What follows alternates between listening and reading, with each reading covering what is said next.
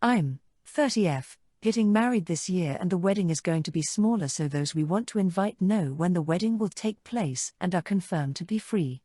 Invites will go out in the summer. But unofficially the people who will be invited have been invited.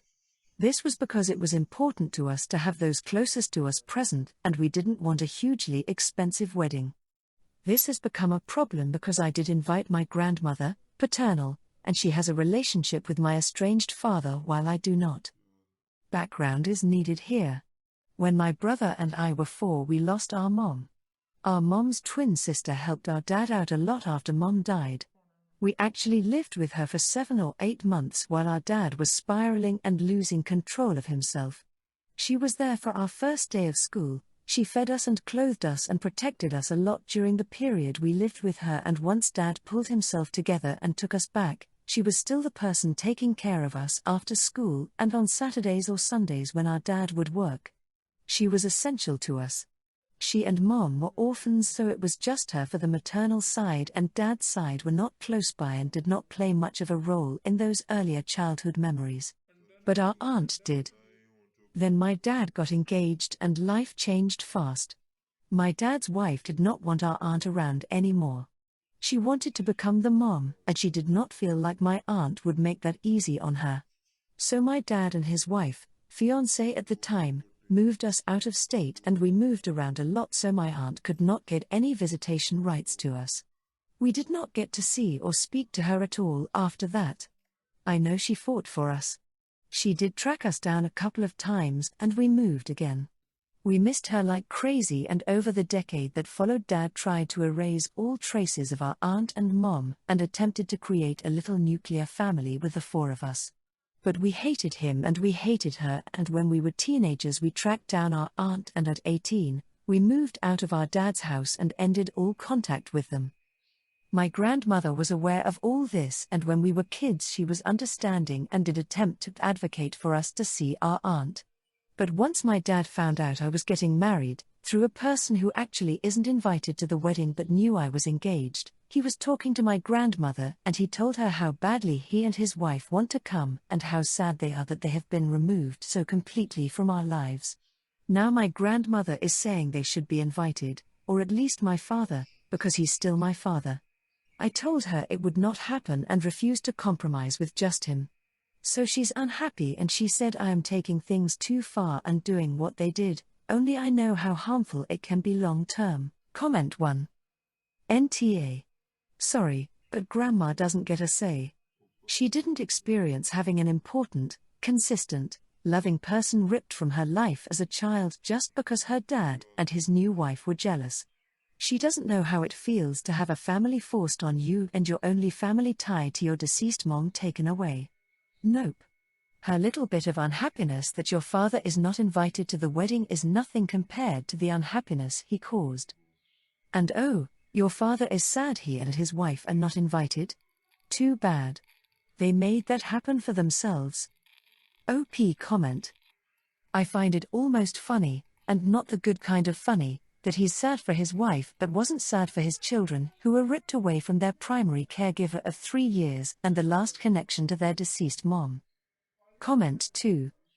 I think people can get weird and entitled about weddings, and many view them as an opportunity/obligation to repair damaged family relationships, or, at least, to put on a public show of family unity, regardless of the emotional undercurrents.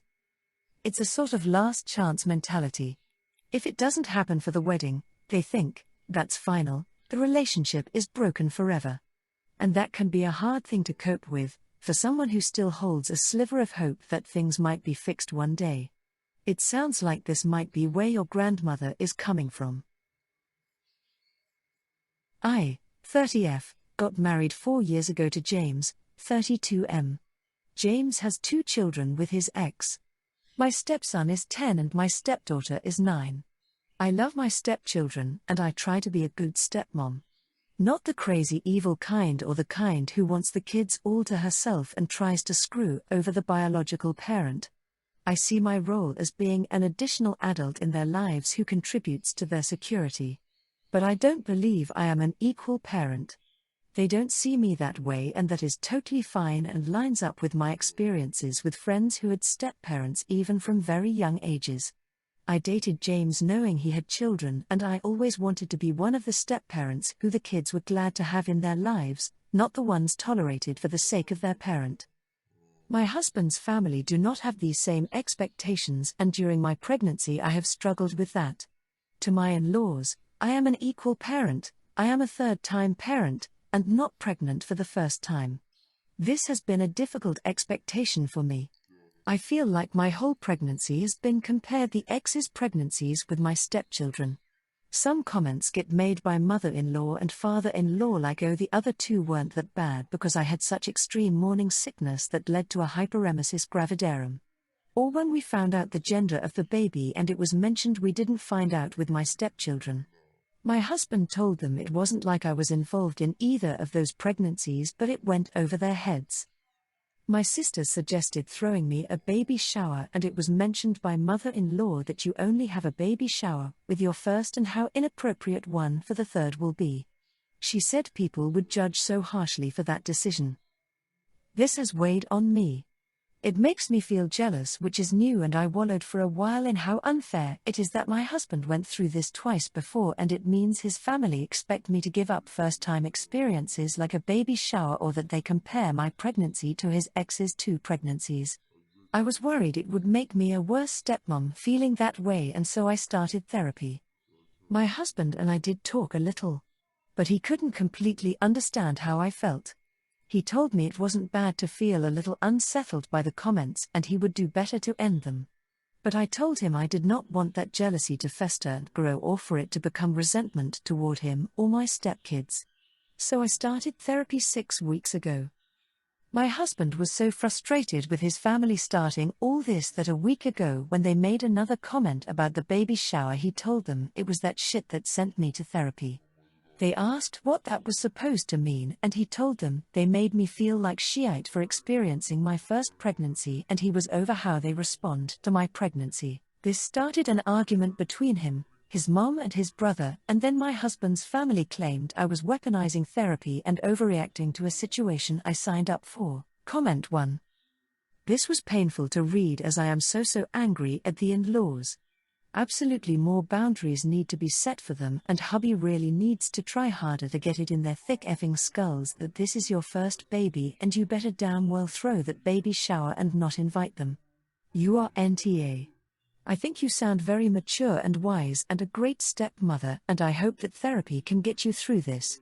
In-laws are being insufferable. Congratulations on your pregnancy, may it go smoothly. Comment 2. This is your first baby. These are all your firsts. You have the right to find joy and experience everything that comes with being a new mom. These people are selfish. They have pigeonholed you into the role of nanny. Your own experiences mean nothing to them. Comment 3. NTA, I applaud you for being proactive about your emotional and mental health.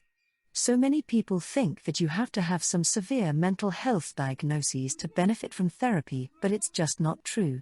Most people could use a therapist to help them sort out complex emotions and navigate through stressful situations. Keep going. You don't have to prove anything to those people.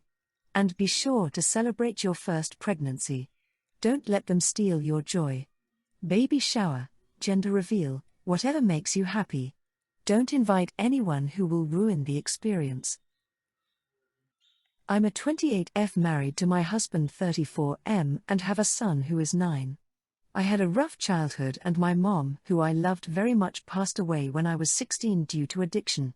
I don't have many things from her besides some jewelry, but I've always had a photo book filled with her college and later in life photos. I'm going through another weird second wave of grief right now in life, just missing her often, especially now that I'm in therapy. My son sees me crying a lot and my husband wanted me to explain things to him because he seemed confused. So I did. I explained everything to him one night before bedtime and we looked through the old photo book together, and it was one of my most beautiful moments in life. 2 days ago I came to his room to get him for dinner and I saw the book on his desk, walked over and saw that he had taken pictures out of the book, cut them up and glued them to a piece of paper.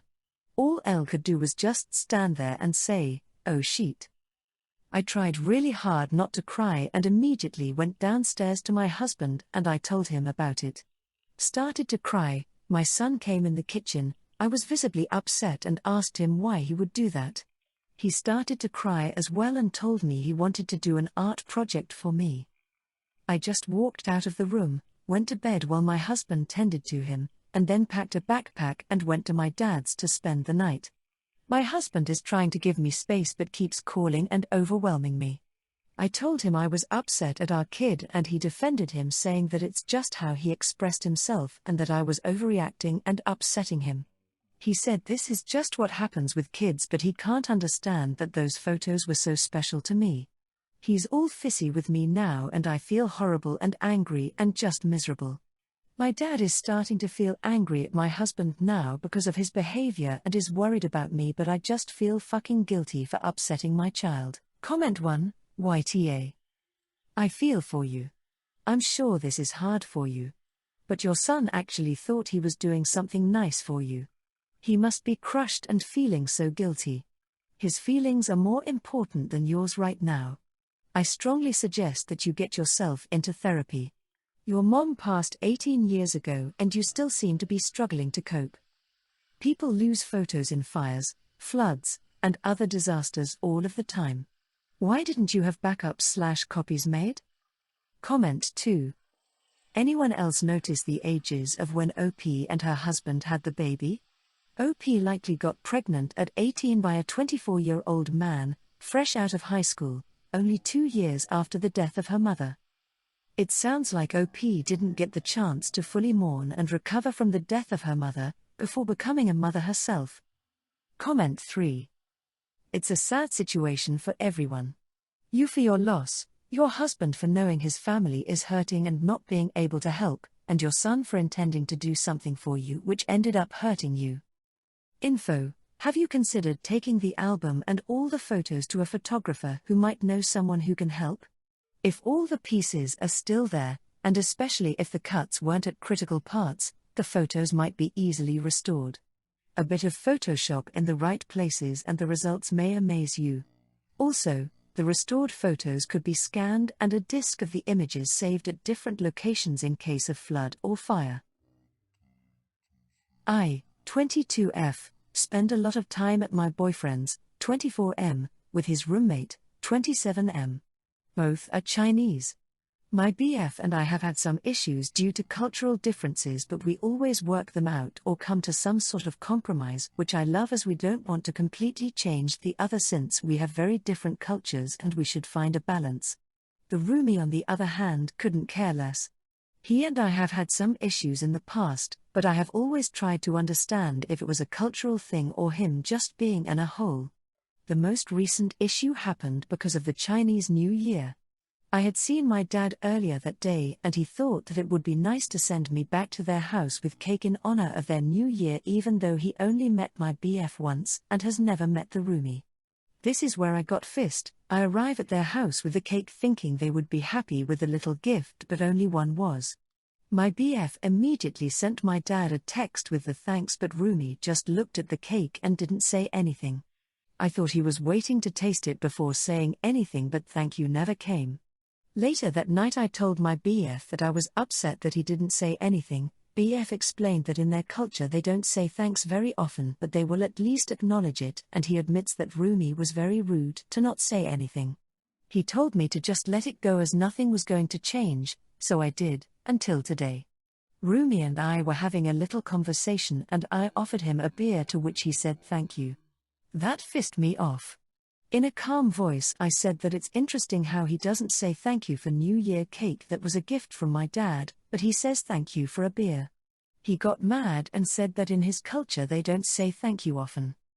I told him that if we were in China surrounded by his culture I would understand, but right now we are in Canada where we do say thank you a lot and I have been very understanding of the cultural differences so far, but this one means a lot to me and he needs to respect how I feel on the matter the same way I would if I was in China.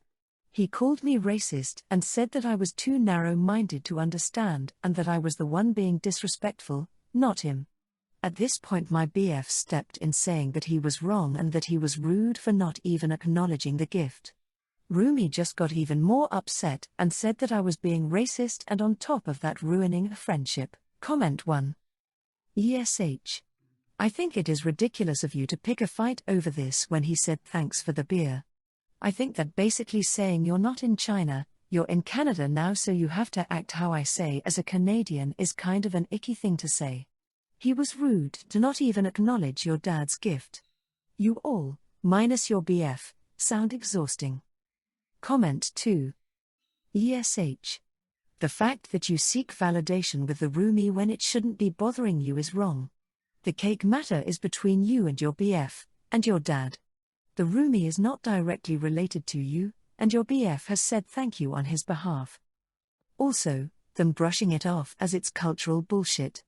I'm Chinese, and my parents always told me to be grateful whenever I receive anything from someone else. Your BF is just there to validate your feelings because they are both in the wrong. When you offered the roommate beer, because the beer was from you to him, he said thank you. What are you so mad about these small things? If you want the roommate to go out his way to say thank you to your dad, you should have said so. Plus, they should not brush it off as a cultural thing, they are just too egotistic. Comment 3. NTA. I'm Chinese and I say thank you all the time. It's considered rude even in China to not express gratitude or appreciation. I'd really love to know why your BF and his friend think it's cultural for Chinese people not to say thank you. I feel like for whatever reason, BF's Rumi doesn't really like you. Just give him a wide berth and reduce your interactions. There was no need for you to insist he say thank you, but I don't think you were in a hole for saying anything.